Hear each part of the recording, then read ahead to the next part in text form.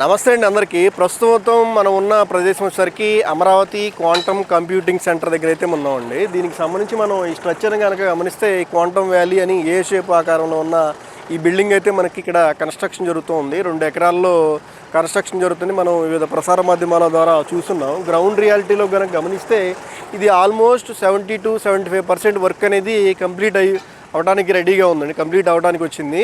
అలానే వీటి పక్కన 50 ఫ్లోర్ల బిల్డింగ్స్ ఏదైతే మనకి క్వాంటమ్ కంప్యూటింగ్కి సంబంధించిన రీసెర్చ్కి సంబంధించి కానివ్వండి, ఇన్నోవేషన్ ఐడియాస్కి సంబంధించి కానీ వాటికి సంబంధించిన యాక్టివిటీ చేయడానికి అనేది పక్కన ఒక 2 50 ఫ్లోర్ల బిల్డింగ్ అనేది రీసెంట్గా క్యాబినెట్ అప్రూవల్ ఇచ్చిన సంగతి మనకి తెలిసింది. వాటికి సంబంధించిన సాయిల్ టెస్ట్ వర్క్ అనేది కూడా మనకి ఇక్కడ జరుగుతూ ఉంది.